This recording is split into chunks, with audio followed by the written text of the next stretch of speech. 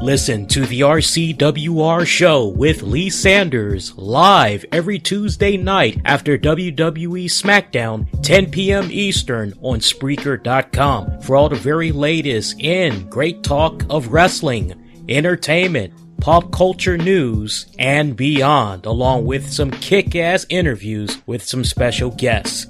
10 p.m. Eastern on Spreaker.com every Tuesday night. Can't catch the show live? You can scoop it up on demand and on the downloads on great platforms such as Google Play, Spreaker, iTunes, Stitcher, iHeartRadio, and on YouTube. Just use the keywords VRCWR Show.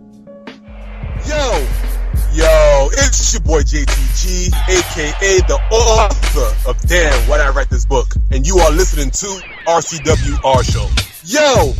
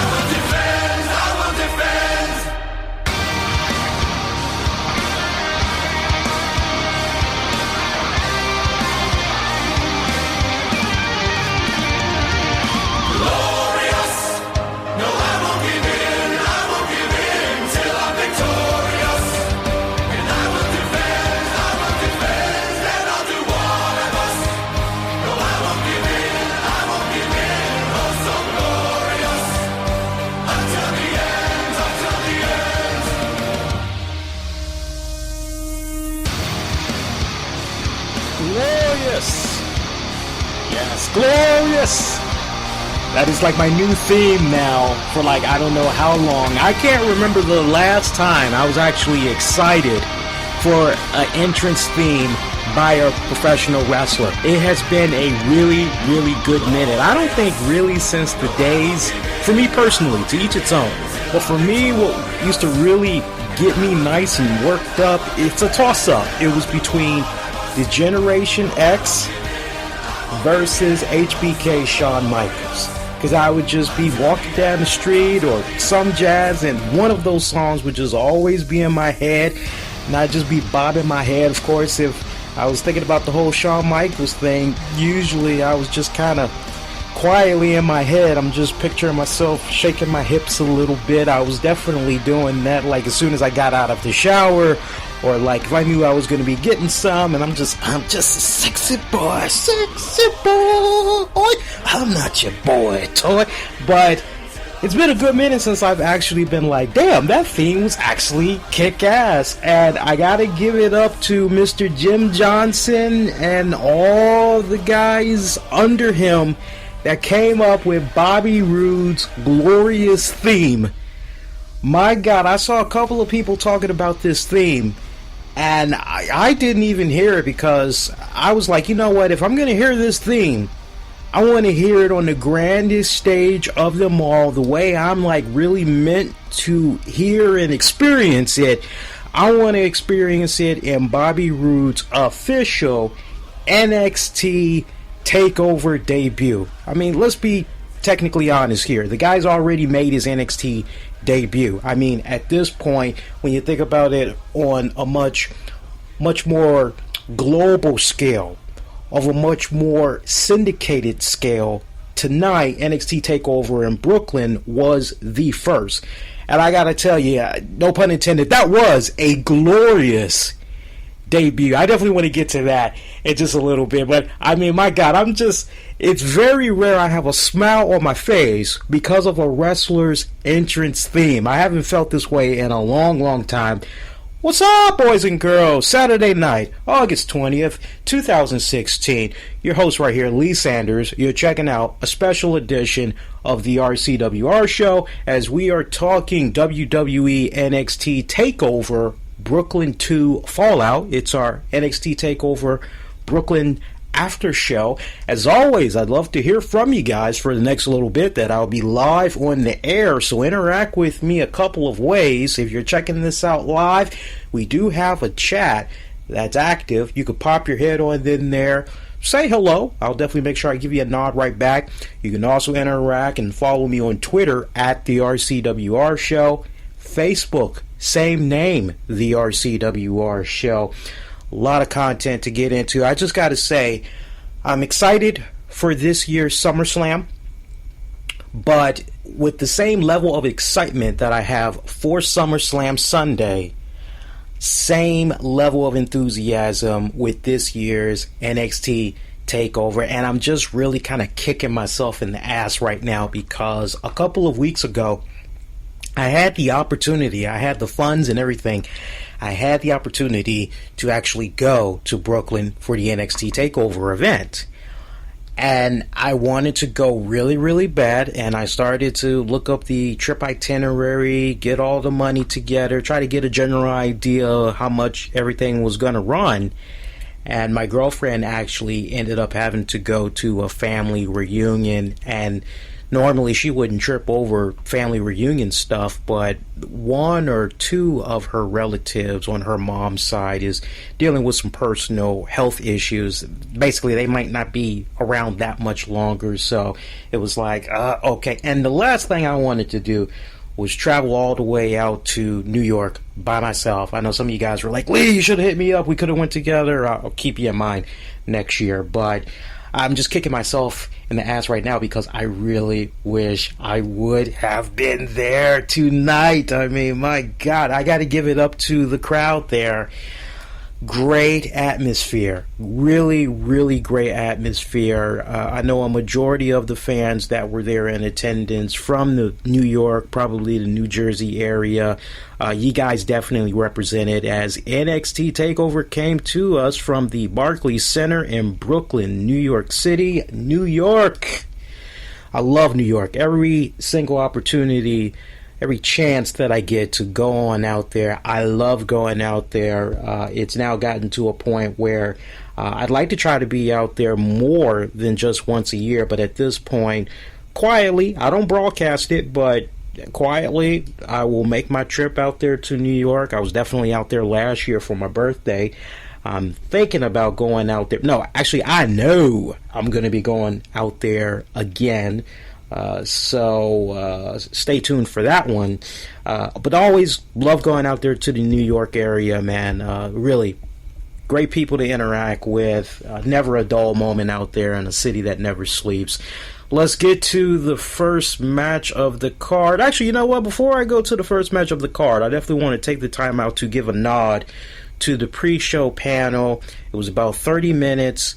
You had Renee host. I said Renee host. I was thinking your hosts, plural, Renee Young, Lita, and Mauro Ranallo. I see so many of you out there that's kind of having the same brain wave thought process as me, going, anytime you get Mauro Ranallo, what did I do to deserve this? Because this is like freaking Christmas. We got Mauro Ranallo. Like, things just got better. And I got to give it up to that pre-show panel. I thought they did a phenomenal job.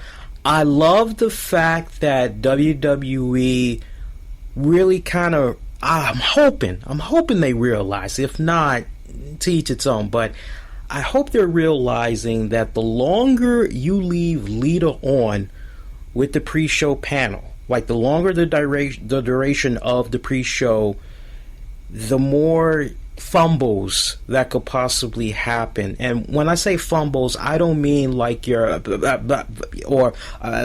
don't mean stuff like that. Fumbles in the sense of not really coming off like a professional, not really coming off like you know exactly what you're talking about. And Lita has been in this role now, being part of a pre-show, post-show panel for, I would say, if not 3 months, for sure 2 months, just to be on the safe side. And she's getting a little better, but I think, honestly, it's really smart booking to have her be on like a 30-minute panel, because when you really break it down, she's pretty much talking for maybe roughly 10 minutes at most, while the other people are able to just kind of carry her a little bit. Now, I don't want to upset any of you hardcore Lita fans that's out there, but if you just kind of take a step back and you just think about some of her earlier work, you match it up to what's going down presently, yeah, she is kind of improving a little bit, but she still has leaps and bounds to go. So I think right now, rather than have her be part of an hour long or hour plus long pre-show, it's probably a better move to just kind of give her here and there in small doses. And I thought WWE did some really solid booking with regards to that tonight. Now, other than the pre-show, I definitely want to give you all a heads up. For anybody that's experiencing problems with the NXT Takeover, just the WWE network in general, if you're having a hard time accessing live shows on the network via your Xbox One game console, I did a little bit of troubleshooting of my own respectively, and I came across a really solid remedy. No, it doesn't involve watching it on your desktop or your iPad or some other device. If you're like me and you want to utilize the hell out of the Xbox One because you got a really nice big ass flat screen TV, this is what you do. I did this like 15 minutes before the NXT Takeover pre-show had wrapped up, and I ended up deleting the WWE app on the Xbox One game console, and then I re-downloaded it, and my problem was solved. I didn't mess around with the settings, didn't do anything else, just deleted the WWE app, a fresh uninstall, make sure everything's deleted off of it. Once you do that, go back, re-download it. You don't have to log back into the WWE network, it still remembers your credentials. But then afterwards, you're able to stream live. Now, if you guys notice, probably the only thing you could do was watch whatever content was already on demand. But trying to actually watch something live, you are not able to do. This method that I just mentioned, and there were a few people that actually took the time out to interact with me in private messages or whatever, and was like, godsend, you like helped me out, because a lot of people were like, hey, WWE Network, there's like a Twitter handle, I think Ask WWE Network. They were trying to get help, they weren't getting it. It was pretty much the basic, send us a DM. They really weren't getting any help at all. So for those of you that maybe are not Xbox One users, this does not affect you. Maybe you have a friend, maybe you have a coworker, maybe you know a family member that has an Xbox One. They watch the WWE Network. They were bitching and moaning to you about some troubleshooting. There you go. There's the tip that you can give right along to them. So we had a couple of matches that were taped for a future episode of NXT. It was only 2 that we had got. I'll just run those off real quick. Spoiler alerts. Again, spoiler alerts for those of you that don't want to hear the spoiler alerts. You got 3 seconds before I continue. 3, 2, and 1. We saw Ty Dillinger defeat Wesley Blake. The Authors of Pain defeated TM61's Nick Miller and Shane Thorne.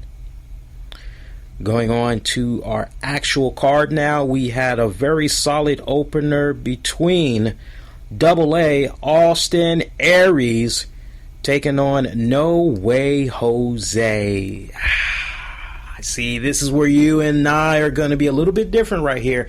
If you're fans of No Way Jose, I have nothing but the utmost respect for anybody that wants to get in that ring and perform. I have no problem with that whatsoever. But for me, having been around the block a couple of times in the decades that I have been watching pro wrestling, I have seen this gimmick before. Fandango comes to mind. Brodus Clay comes to mind. Who else? Scotty 2 Hotty, Grandmaster Sexy, Rikishi. Who else comes to mind? Public Enemy. I've seen this dancing type of gimmick come about so many times. Brodus Clay. I definitely gotta make sure I give Brodus Clay a nod. I've seen this whole dancing gimmick trying to get the fans involved and all that for like the longest time. And for me, it's just always been, okay, alright, I get it. We got somebody here that needs to be a solid babyface. They need to connect well with the fans. It's all about the interactions. Okay, I get it. But like, okay, can they sell merchandise? Are they really getting over with the fans? And make no mistake about it, No Way Jose, he has a great look. For a big guy, I'm very impressed. I mean, if I were to describe him to somebody, for me, he just kind of reminds me of a couple of combinations. He's got Andre 3000 from Outkast meets Old Dirty Bastard. I know, weird combination right there, but that's just the combination he kind of has going on there. He's got a great look. He's got a great size, big dude. I mean, he's about 6'3", 6'4", over 230 pounds. Great freaking look, but this gimmick, I've seen it so many times, and I'm just kind of going, NXT fans, enjoy it for what it's worth, because if this guy ever gets called up to the main roster, you can't help but wonder how well this gimmick, this No Jose gimmick, is going to connect with the main WWE audience, if it's even going to connect at all. And I'm just thinking about recent memory, and for me, Brodus Clay, it just really seemed like he was that guy that was able to connect with everybody so very well. Had the dancers, had the big glowing disco ball and all that coming out. I mean, his joint was tight. I appreciated it when he got away from all that and he was like a mega heel down in NXT taking on Neville and all that, which to this day, like, I thought he was on such a great run. I thought for sure he was going to become the NXT champion, but it's just weird when you think back, like, the momentum that he was on, and then next thing you know, just out of nowhere, he gets released from WWE. But a bright career, No Way Jose has in pro wrestling. I will definitely give him that. Still relatively a young man, 28 years of age. But this gimmick right now is just, I don't know, maybe over time it can win me over. For me, even though I don't care about the gimmick, I'm looking at the next best thing, which is, okay, let's see how this young man does in the ring. I don't have any problem. Make sure I go on record for you hardcore No Way Jose fans. I have no problem with No Way Jose in the ring as a performer. Any doubt that I may have had, let me tell you, against Austin Aries, I felt he handled himself very well against A-Double. I gotta tell you, man, Austin Aries getting a rockstar reaction tonight at NXT Takeover. I just, when I really think back overall to NXT Takeover tonight, I just couldn't help but think about Dixie Carter. I couldn't help but think about Dixie Carter because I'm going, my God, you got Austin Aries, you've got Bobby Roode, you've got Samoa Joe, and now there's rumblings that possibly James Storm may be interested in trying to get back with WWE at this point. If they want to send him back to NXT, hey, maybe he doesn't have a problem with that, who knows. But now you got the rumblings that he's interested in heading on back over there after seeing all of the great success that his friends have been having over there. And then, not to mention, let's not also forget the phenomenal one, AJ Styles was able to take a bypass through NXT, come right on up to the main roster.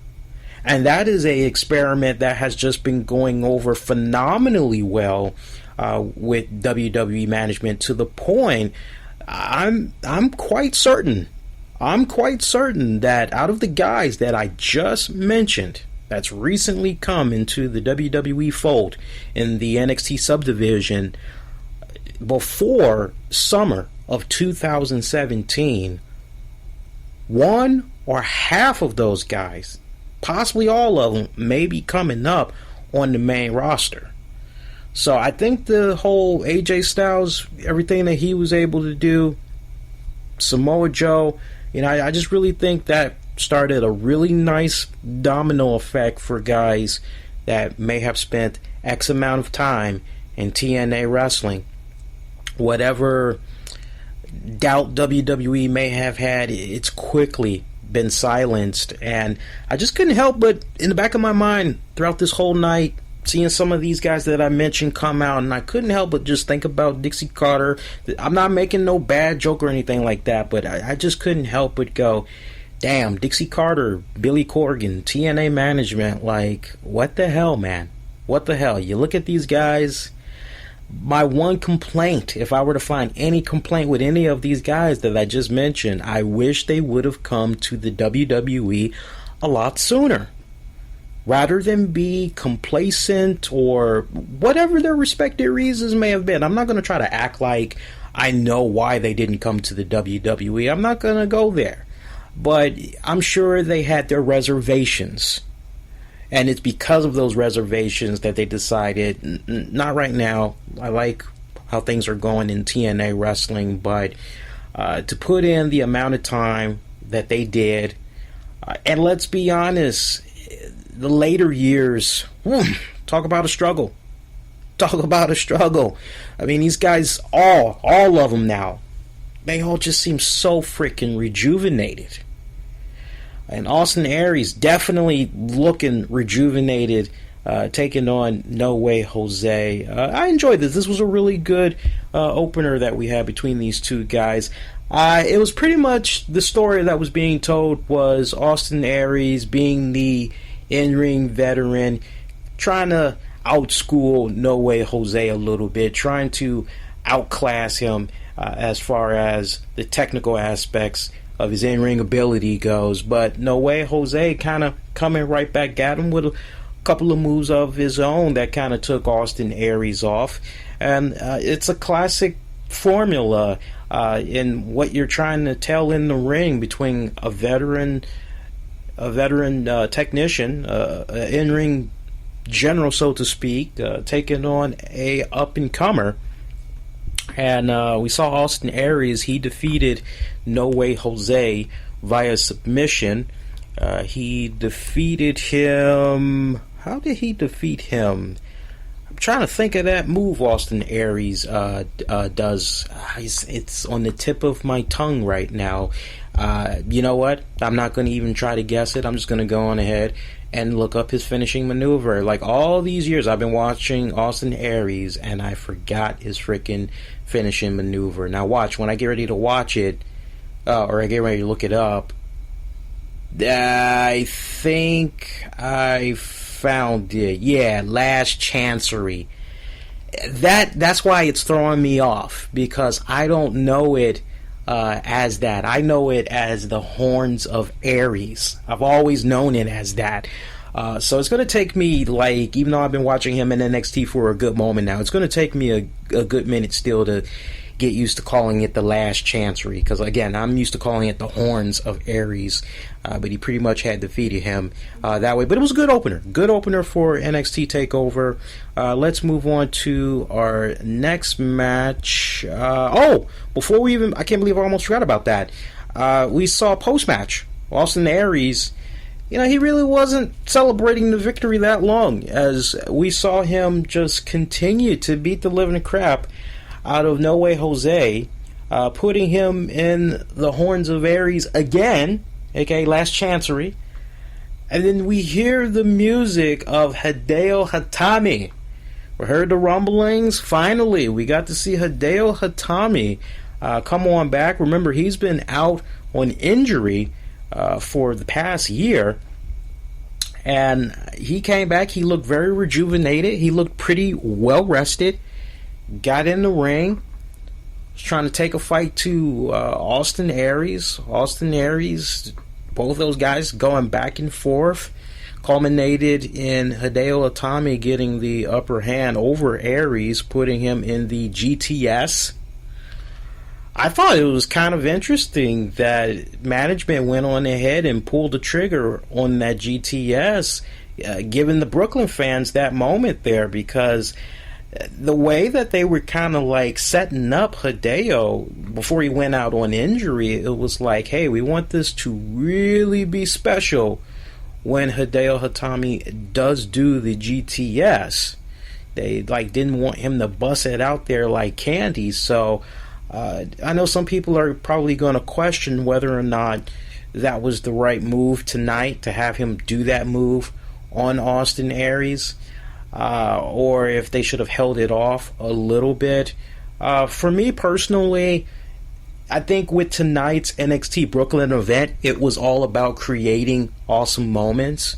So for that moment to have transpired, I actually don't have a problem with that. But tonight, I'm fine with it. Honestly, how can you go wrong? Hideo Itami comes back. He's been out for a freaking year.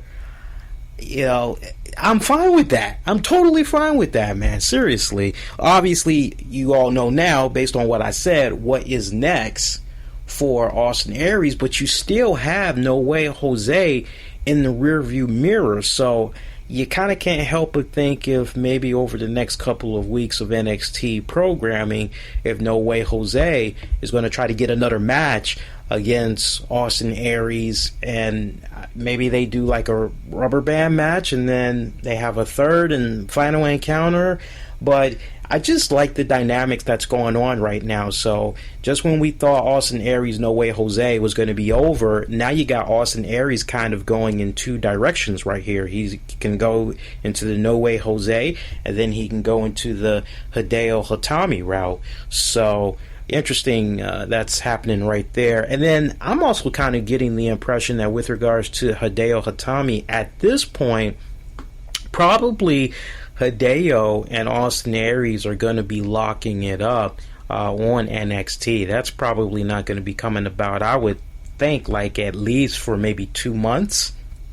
That's probably the earliest that we'll see them lock it up, because you know they like to do that nice build up and all that. I'm curious where NXT tapings is going to be going down. Like if some of it is going to be happening SummerSlam weekend. I know they have 2 matches already in the books, but I can't help but wonder like if they're going to do some additional NXT tapings while they're out there in New York, or if it's going to go down a couple of weeks afterwards. So I'm a little bit curious to see how they play that out, but just a little bit of wishful thinking as far as how they're probably going to do it. Just a best educated guess as far as how they're probably going to do it. Let's go to our next matchup. We had saw the beautiful, the lovely Billie Kay. She had taken on in her debut, her WWE NXT debut. What a great way to make a debut. Amber Moon. Now, Amber Moon, for those of you that saw her and was kind of like, sister looks a little bit familiar here. What the hell? Amber Moon was mainly wrestling under the name Athena, and she regularly competed in promotions that included WSU, that's Women's Superstars Uncensored. She also had worked with the Anarchy Championship wrestling promotion. She also did some work for Shimmer women's promotion. That's the big bulk of her work that I can recall her from. I want to say briefly, just very briefly, I also remember she did something at the All-American Wrestling Girls Night Out event, but she is very established. Pro Wrestling Illustrated, they ranked her number 23 of the top 50 female wrestlers in their PWI Female 50 back in 2014. Let me tell you, I've always been familiar with her work. I've been familiar with her work since 2012. And sometimes there's certain individuals, and she's definitely on that list. There's certain individuals that quietly, just on my own, I will just look up their matches, see what they've been up to, check out their stuff. and I kind of have them in the back of my mind. She actually was somebody some years back that I was very interested in interviewing, and I remember I reached out to her a couple of times. I cannot recall if she had replied back or if maybe her schedule, there's like conflict basically and she couldn't do it at that point. I definitely remember her being under my radar like as early back almost to like when we first began doing the shows for you guys. So when I say I'm ecstatic that she's finally in the WWE, I'm definitely ecstatic. Somebody was asking me on Twitter, what do you think about her? Because I know you're probably familiar with her work. What do you think? That's what I think. Long overdue. I think she should have been in the company a lot sooner. I'm just really ecstatic with the fact that she's there now, and anybody that was very impressed with her debut, I would highly encourage you, now that you know the ring name that she's mainly been under on the free agency market, on the independent scene, look up as many matches of hers as you can. I would say start with the Shimmer women's promotion and then head on over to WSU. But she's 27 years of age. She's pretty much been at it since late 2000s. I want to say 2006, maybe 2007. She's pretty much been at it. She was trained by Booker T, Lance Hoyt, and Rodney Mack. Rodney Mack should sound familiar to you guys. Meant no disrespect there. He was married, or I believe he still is married to former WWE diva Jazz. Remember, those two are involved in a big lawsuit going on right now with the WWE, but that's a different story for another time. Just as much time as I put into the lovely Amber Moon, I definitely need to give a little bit of a nod to Billie Kay. Honestly, if you're a fan of Shimmer's wrestling, if you're just a fan of pro wrestling, but like you check out the women's wrestling promotions, to see Billie Kay and Amber Moon face one another under the WWE umbrella, that had to be like a wrestling fan's delight right there. I don't know about you guys, but I actually was pretty freaking ecstatic when I saw that. I'm like, my God, it's like Shimmer, Shine Wrestling. It's like they just came right to me through WWE. All right, so very ecstatic. Both of these girls, I got to give it up to them. They had a phenomenal matchup. Some people might have questioned the placement on the card. I was totally fine with that. And let me tell you something about the crowd that was in attendance tonight. This was a very savvy crowd. And when I say this is a very savvy crowd, they knew all of the folks that were there. They knew, okay, Billie Kay, Amber Moon, that you could tell these guys were already familiar with their work from previous promotions. This was basically an educated crowd. And, in the day and age right now where we have so many wrestling fans that watch the WWE Raw, they watch the WWE SmackDown products, and then they bitch, they moan, they groan because the show sucks, or it's not what it used to be, like back in the Attitude Era. They want more wrestling, they want more this, and then when you say to them, I know where you're coming from. Well, if you got the WWE Network, you should really check out NXT. And for some, they go, well, what's an NXT? What are you talking about? I actually know people that bitch and complain about the main WWE shows every week, and they don't have the WWE Network, and they're missing out on NXT. It's like, okay, if you are at that point right now where you want some really solid storytelling, you want some great in-ring competition, and you want some pretty decent gimmicks that you can get behind, maybe the NXT umbrella is like, maybe that's where you should be heading to. And I gotta tell you, NXT, CWC, those subdivisions have been the go-to for those weeks when Raw and SmackDown is really bad. But I'm noticing the great divide there. I'm noticing it tremendously. I'm noticing the fans that just Raw, SmackDown, that's it. And then you've got your NXT fans who watch the WWE main shows, but they're those same ones that's also watching some of the other promotions that I just mentioned and a boatload of others. So they know who's who. So it really was awesome to see that this crowd knew, hey, we know who Billie Kay is, we know who Amber Moon is, and they were really getting into it. Overall, their energy tonight, fantastic. Production of the set, by the way, love that as well. Pretty freaking fantastic as well. We saw Amber Moon defeat Billie Kay. Great finish to that match. She basically did like a twisting backward stunner / RKO from like the top rope. It was like freaking insane. Yeah, it was really badass. I like her new look, man. I mean, she's got like this whole, she's got red eyes. She actually has red contact lenses. Her entrance was bad. It kind of reminded me of Little Red Riding Hood meets the Vampire Diaries or something like that. It just had this weird gothic vibe that was going on. When she first came out, I couldn't help but think, damn, is that Tamara? Or is it Tanandra? Is it Tamara or Tanandra? There's somebody I interviewed a couple of years back. She's a punk rock singer, and I believe her name is Tanandra. I'm going to try to see if I can actually look her up.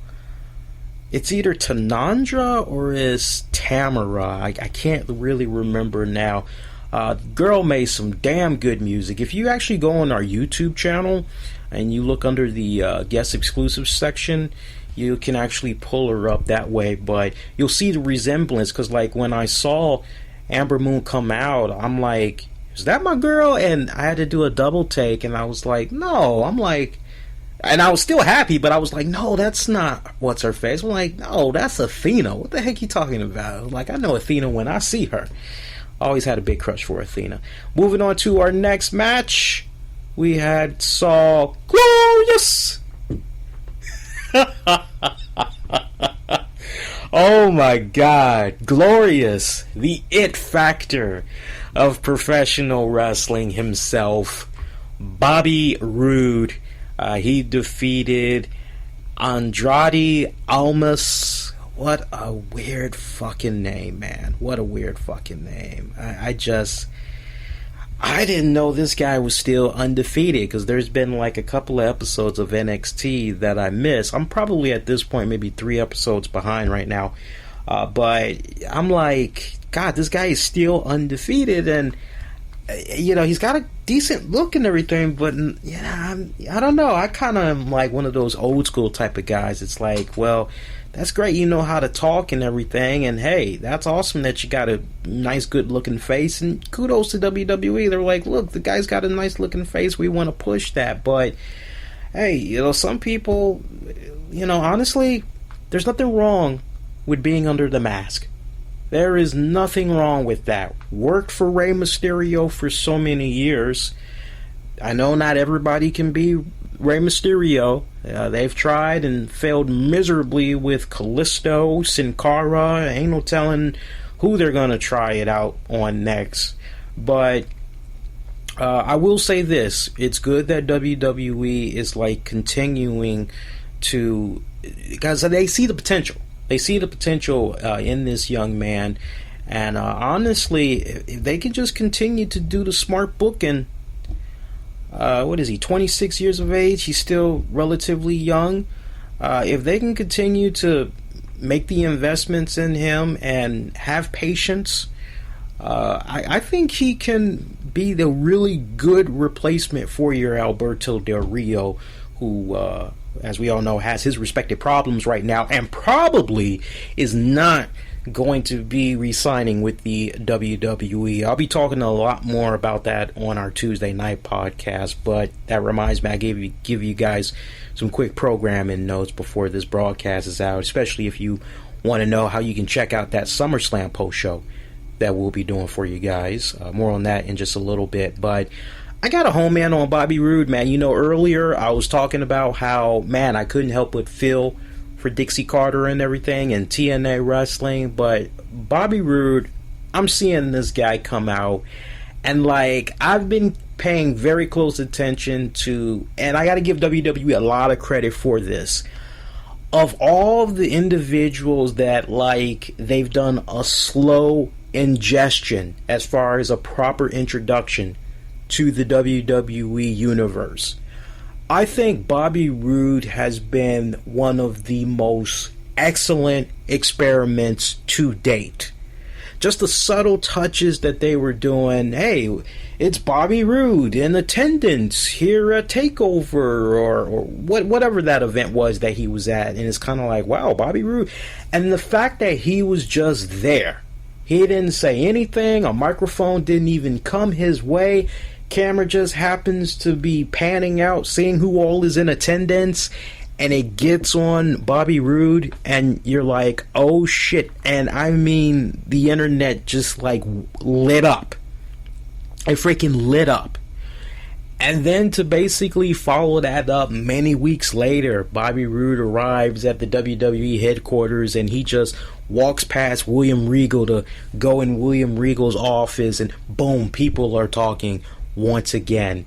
And just the way that they were doing this nice little tidbits of an introduction to Bobby Roode, I enjoyed it immensely, and I think just that in itself was good, proper build up.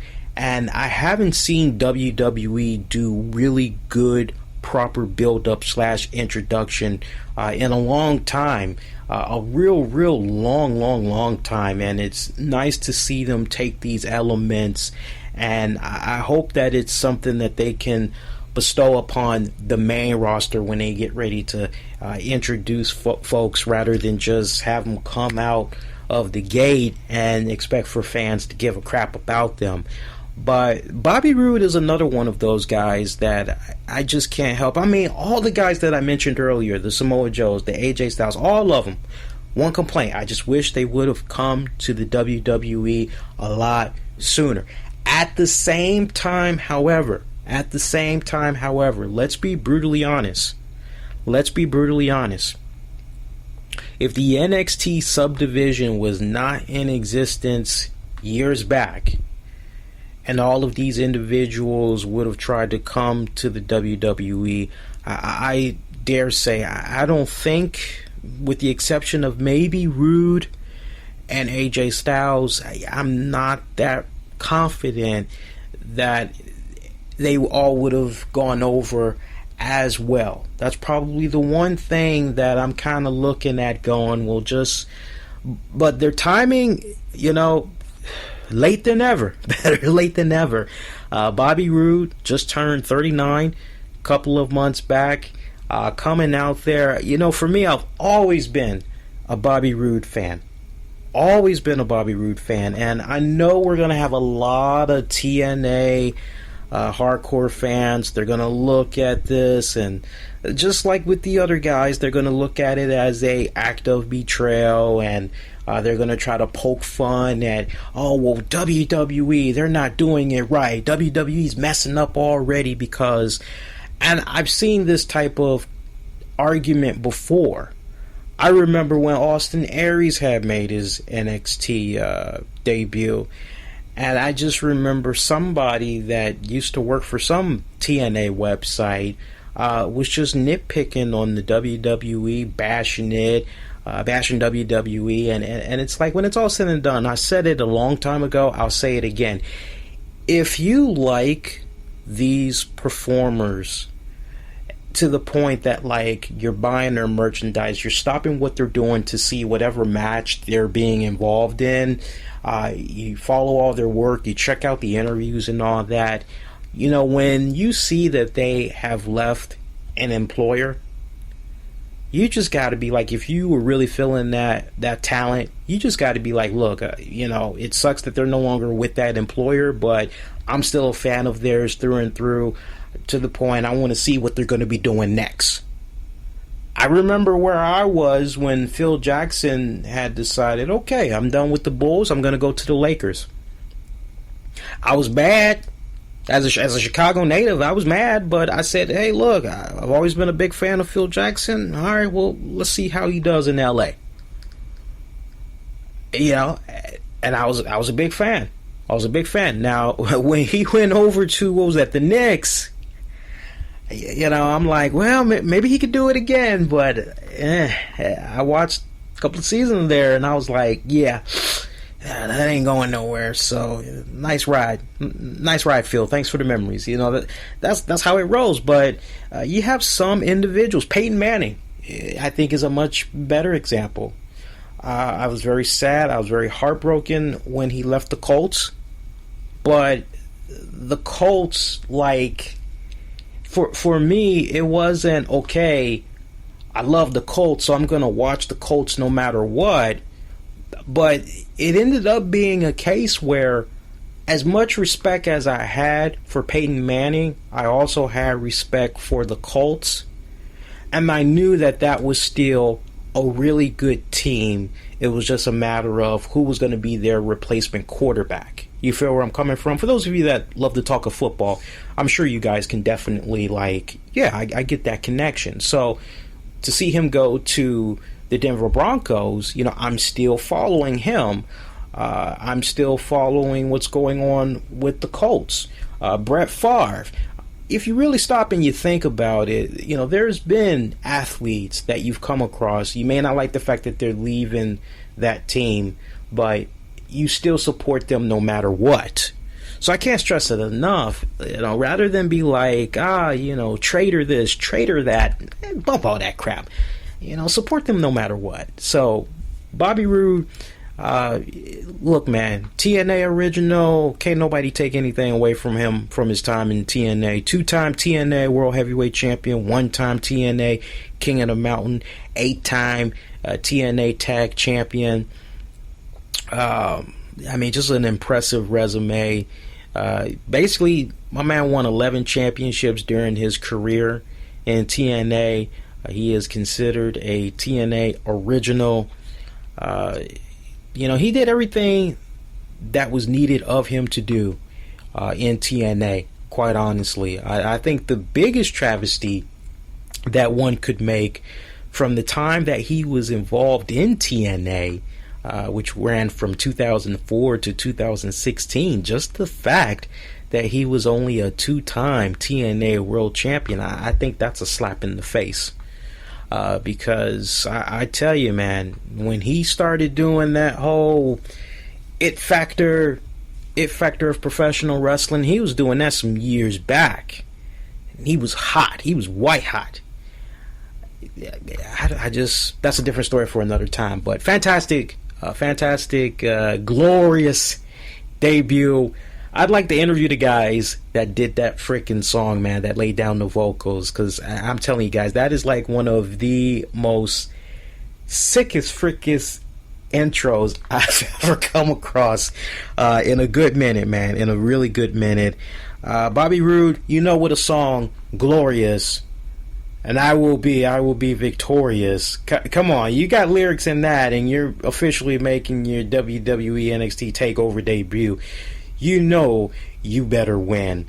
I did not really catch the proper finish to how Roode had defeated La Sombra. That's the name I really know the guy under, but for those of you that's like, who are you talking about, Lee? I am talking about Cien Almas. I can't remember the proper finish to that, but Bobby Roode did score the win.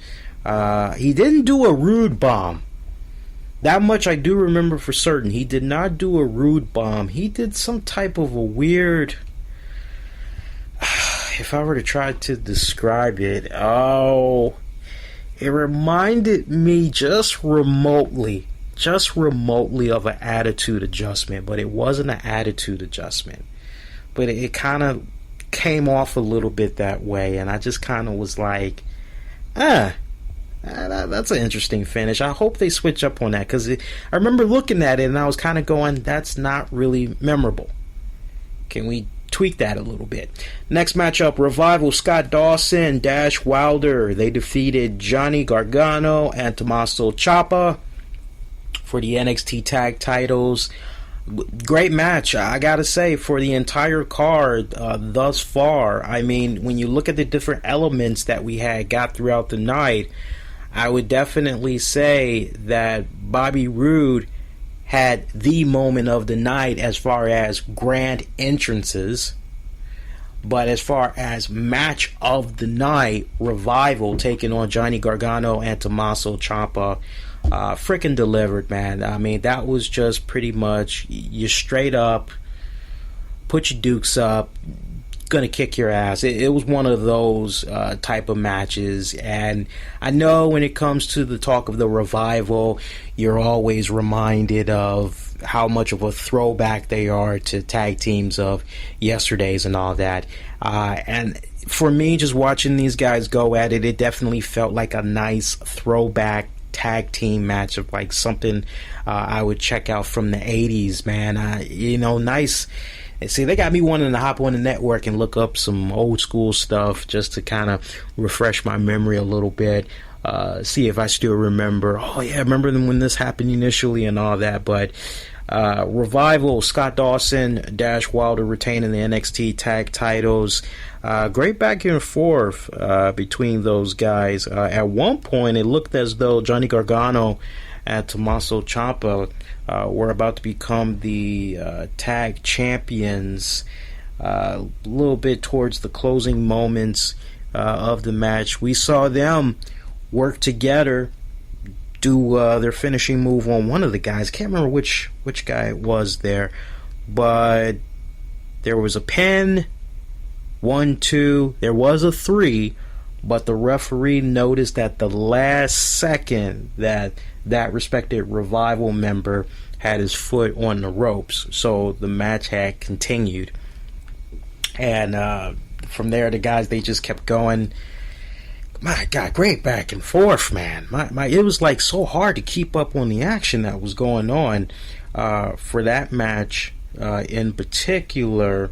But you know what? I want to try to home in because I actually took down notes for the proper moments of that last match because I don't want to get a brain fart on you guys. Let me actually pull that match up right now.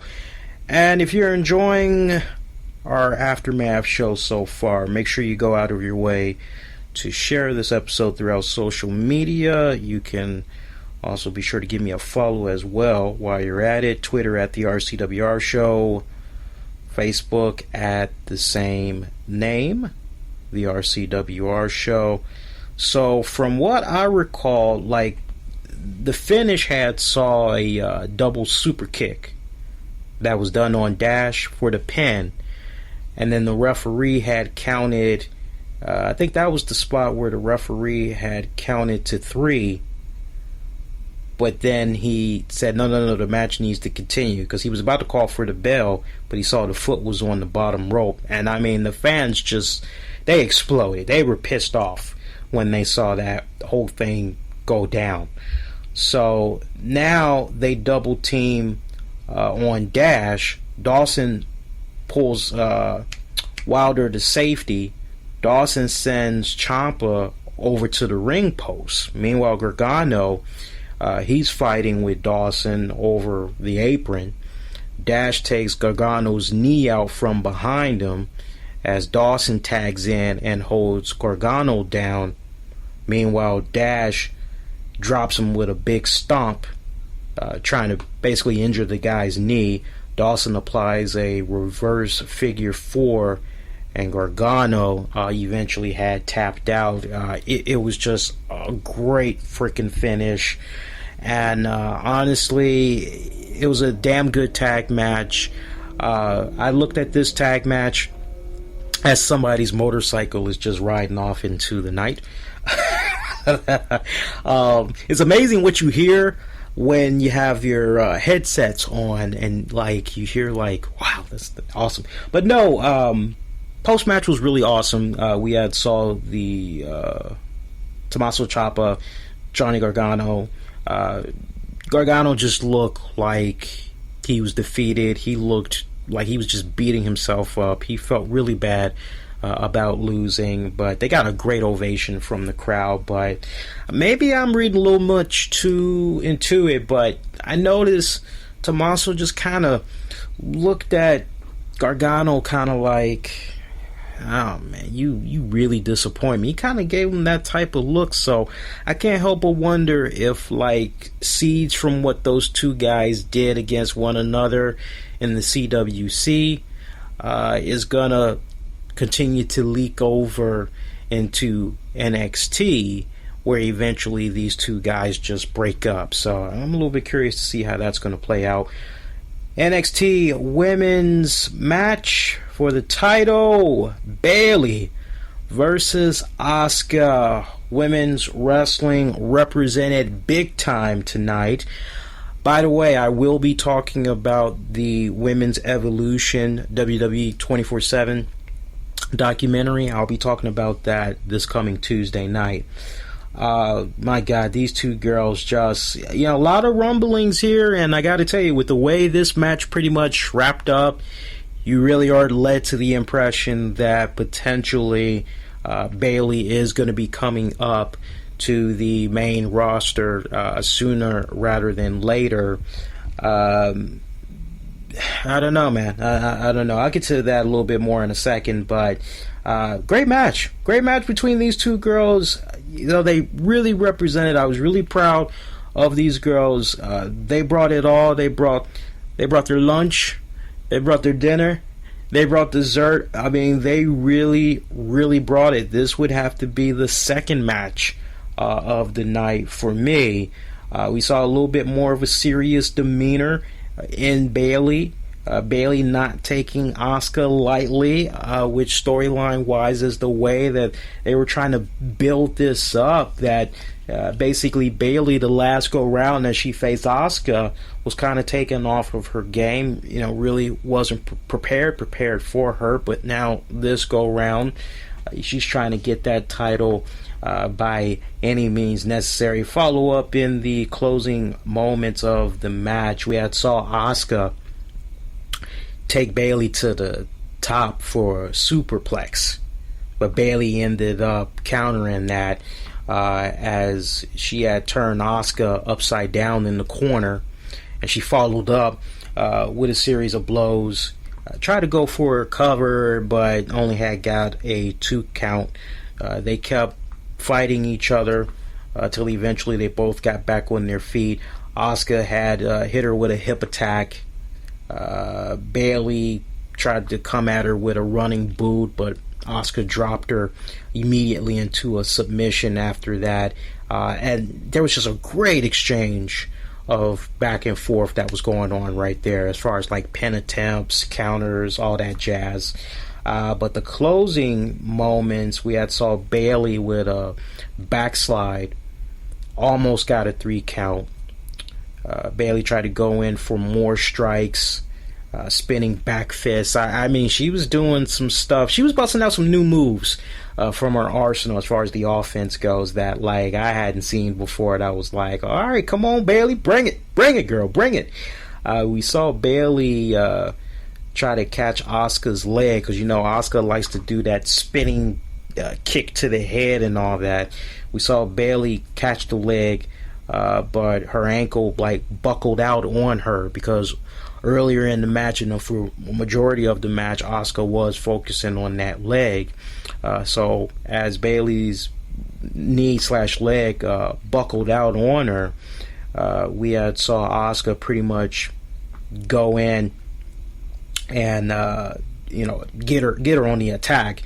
Bayley did manage to come right back one last time to try to get a close 2 count pin, but Asuka immediately was able to get out of that, applied the Asuka lock. Bayley managed to barely slip out, but Asuka pulled her right back into that bad boy, locked it in, and I'm trying to think what happened after that. I think it was back and forth again. It's like back and forth again. I know there was a lot of people that apparently had experienced the WWE Network going out on them, but I didn't have that problem whatsoever. Asuka had did a strong kick to the head of Bayley. Bayley managed to get up and go right back at her again, but Asuka again puts her down with that same spinning roundhouse kick to pick up the W. I mean, it was awesome. I mean, this was pretty much Bayley just coming at her, just going, hit me with your best shot, fire away, like that song goes. That was pretty much it.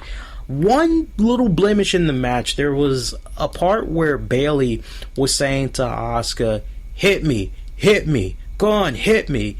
And she's just absorbing the hits, and she says to her, hit me. So Asuka's like, okay. So Asuka's trying to hit her in the face, and then Bayley just immediately puts up her dukes as soon as she says that. And I'm kind of going, come on now, you just told the person to hit you, just in the face. Like, come on. Like, how can you say hit me, and then you cover up? It's like, come on, you can't have it that way. It's got to be either or. But other than that, and I don't know, I might have been overlooking that a little bit, but I thought it was pretty fucking fantastic, man. Those girls, they really represented fans, that New York crowd, man, really showing Bayley a lot of love, man. A lot of freaking love, because I think we all could be in unison, man. I think Bayley's going to be coming up the main roster sooner rather than later. Kind of follow up on what you all were saying some weeks back with regards to that WWE draft. A lot of you all felt that Bayley was going to be getting the call up, but first she was going to have to take care of some business at NXT TakeOver. And it was just kind of interesting post-match, because we saw her go over to Sasha Banks and Becky Lynch, who was in attendance, gave them hugs. She also gave Charlotte a hug. Super Bayley fan was there. She got a hug as well. Bayley hugged her mother as well. So, you can't help but kind of think of maybe like this was Bayley's like swan song, to be continued. Main event match of the night.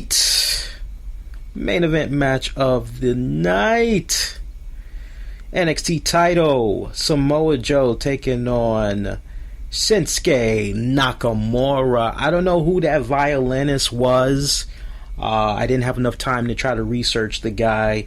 I'm wondering if WWE might have gave him a proper nod on the social media pages, but brother knew how to play a damn violin. I knew the moment I saw him, he's playing Nakamura's theme, and sure enough, he was playing Nakamura's theme. He was phenomenal. I enjoyed hearing him, but he got so drowned out when they cranked up the music from the back. Like, you couldn't hear his violin anymore.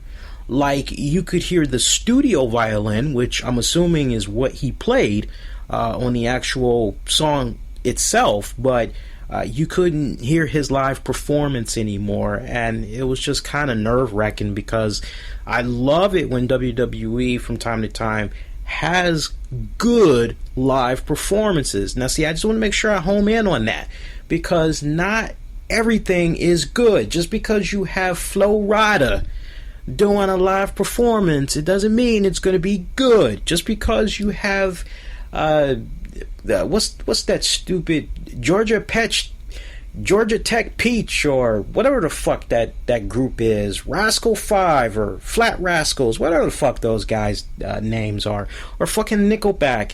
Just because you have those guys performing, it doesn't mean it's gonna be good live. Some of those are just, they're crappy. Okay? Look, I love Aerosmith tremendously.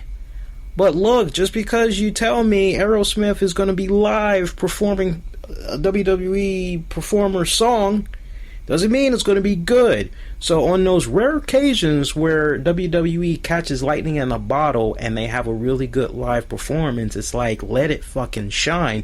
And I thought for the time that my man was out there with the violin, he did really good. But like I said, he got really drowned out. Y'all will notice what I'm talking about if you haven't checked it out yet. And you're going to be checking it out on demand. You'll see what I'm talking about. But Nakamura, long freaking intro. And shout out to... no, I don't know what the name... who's the name of this? Shout out to, I'm trying to give somebody a shout out. It's not loading up. I actually see the name of the violinist, Lee England Jr. That's the name of the violinist, Lee England Jr. Freaking awesome name right there. Samoa Joe, your standard intro. Great match between these two guys. Hard to believe that this was the first time that they locked it up, like ever. I'm having a hard time believing that. I like want to challenge that. I can't believe. Surely it's the first time they've locked up under the WWE umbrella, but for it to be the first time ever, I'd like to do a little bit more research on that. But I'll bite if it's really the first time these two had locked up, man. Oh.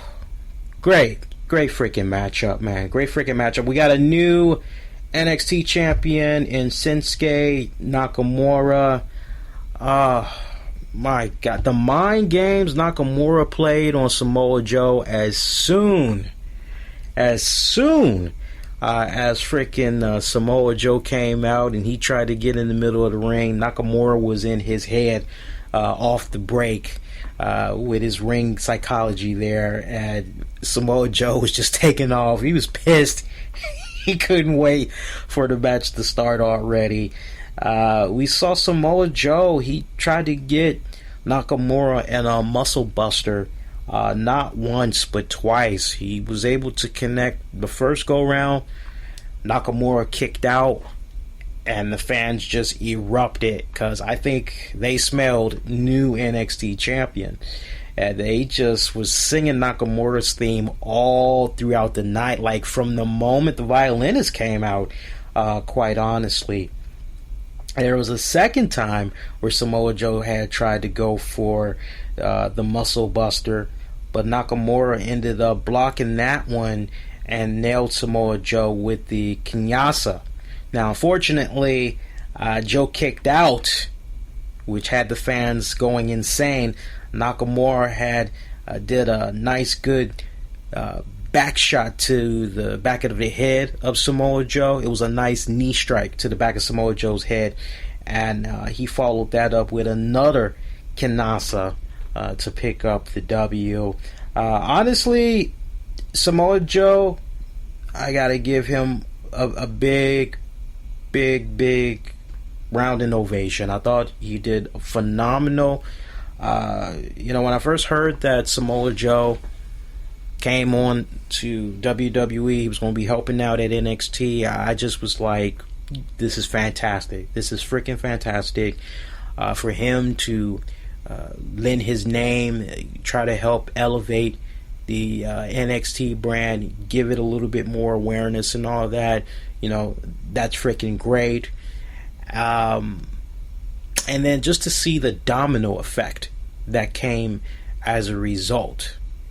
Because remember, AJ Styles, he went up to the main roster. You got Samoa Joe, he's there in NXT. Then Austin Aries follows. James Storm, cup of coffee, but he rolled out. But now you got Bobby Roode, and now we're hearing James Storm may be coming on through to the WWE again. So just thinking about everything that has transpired since Samoa Joe has been in NXT, not to mention Nakamura coming through there. We can't also forget it. This actually happened a little bit before Joe got there, but Finn Balor was already in place. But to just think about how things have just been leading up to Samoa Joe coming to NXT, and then just looking at the evolution of the NXT brand while Samoa Joe has been there. A lot of folks have been so concerned about what's going on with NXT, with some of the favorite NXT stars being called upon going up to the main roster, and if it's hurt, if it's diminished NXT at all. That seems to be a main question that keeps getting asked to Triple H and a few others that were part of NXT. And I think tonight, in case you haven't been watching NXT programming, I think tonight was a really strong testament that NXT continues to evolve. They continue to get better and better every single week, every single takeover event. And the future is still extremely strong and extremely bright for a lot of these guys that are in place. I think the move to make Nakamura the NXT champion is a well played out move. I mean, think about it for a second. You got Nakamura, you got a guy right here. You got a guy right here who, yeah, he might be, you know, a little bit older. You know, I think he's probably, I'm trying to think. Nakamura, he is what, 36? Samoa Joe's probably a little older than him, maybe by a year or two.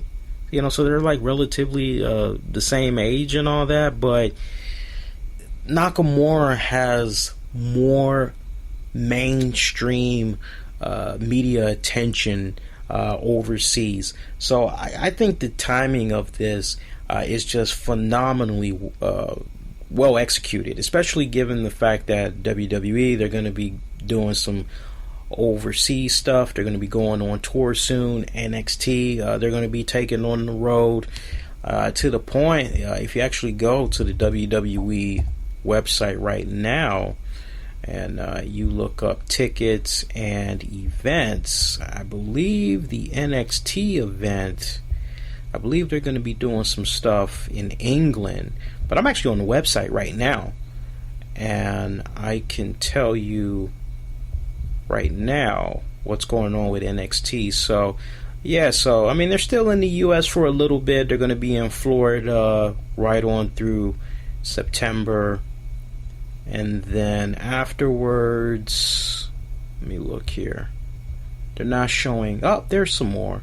Yeah, so it looks like they're all in the U.S., but I remember seeing some out of tour.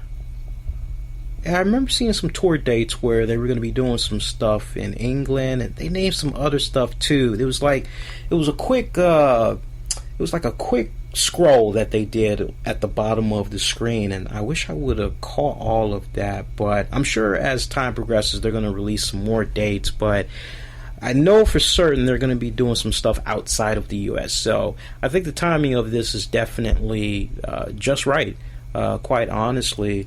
Nakamura, the fans have been behind this guy since day one that he became an acquisition for NXT.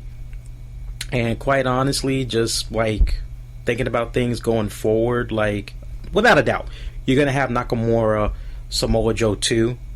Samoa Joe's got to get that rematch and everything. But if I'm just kind of like going down the road, kind of going, okay, so like what's next? What do you do next with Nakamura? Personally, I think we got a little bit of a prelude of what may be next for Nakamura, because you think about who was in attendance tonight. I ain't talking about Funaki. I'm talking about CWC competitor Kota Ibushi. Now, say what you will. Now, he confirmed to Japanese media a couple of weeks back that WWE did try to offer him a contract, of which he turned down. However, it looks as though the way WWE is going to try to plan out things, they're going to try to have him come in for sporadic appearances. So he's not going to be under a contract. It's just going to kind of be one of those deals where I'm assuming they'll call him up. Hey, look, we could really use some help on this day. Are you in? Can you help us out? And, if he can, great. But I think if I were a betting man, I think Kota Ibushi, Nakamura for the NXT title, I see that happening in the immediate future. Let me tell you, they just got to get past the Samoa Joe thing first, but I think that's probably the next thing that they're probably going to be doing. Now, how soon could we possibly get that? Honestly, at this point, I think that's honestly going to be your next NXT Takeover special. So I don't think they're done for this year as far as Takeover specials go. I think they're probably going to be able to do one more. I'm just thinking right now. Actually, you know what? Let's look at it together. So I'm looking at the chronological order right here. They seem to do one like every 3 months or something like that, a takeover event. So it's possible that they could do something maybe in November, maybe early December. I'd really try to push it out in November if I was them, quite honestly. But just keep your fingers crossed right there, because for you guys that are big fans of Kota Ibushi, you gotta admit that would be a nice freaking matchup under WWE NXT to see those two guys go at it for the title. I think that would just be... I'm just thinking about the storytelling that they could do with that. That would just be freaking phenomenal. But overall, fantastic NXT takeover event. Thoroughly enjoyed it. Want to kindly remind you guys that our coverage continues on, and it continues strong. This Sunday night of August 21st, we're going to be coming on live here on Spreaker.com to cover SummerSlam Fallout. We're going to be doing a special SummerSlam Aftershow post show for you guys. It'll be on at I'm assuming 10:50, 11 p.m. Eastern. We'll say 11 p.m. Eastern, or as soon as the event concludes. So make sure you represent, hop on here, and share your thoughts on SummerSlam and all of that. And then don't forget, we're going to be coming at you Tuesday night with your regular edition of the RCWR show, 10 p.m. Eastern on Spreaker.com, as we do every Tuesday night. A lot of shit that we're going to be getting into, man. We're going to be talking about these suspensions that's come about with Alberto Del Rio, Paige, Eva Marie. Hulk Hogan was able to do the big boot, a leg drop, 1-2-3 pin on his Gawker lawsuit. So we'll dive into that, offer some theories on what could possibly be next for the Hulkster now that this chapter is pretty much in the books. Loads more that we're going to be talking about. So make sure you check that out. Follow me on Twitter at the RCWR Show, Facebook, the RCWR Show. Feel free to donate as well, as we do have a Patreon page. You can look it up at patreon.com/RCWR Show. One more time, that's patreon.com/RCWR Show. Check out the page. And if you can't donate, even more the reason why a simple gesture such as resharing the page, link on your Facebook or Twitter pages, whatever your favorite social media links are, your hookups are, feel free to share that info with others in your community. All right, guys, that is going to do it. Wishing all y'all to be safe, be kind to one another. See you in just less than 11. Is it was 11? No, see you in less than 23 hours. See you in less than 23 hours for our 22 hours. See you in less than 22 hours for our SummerSlam after show. Take care, everybody.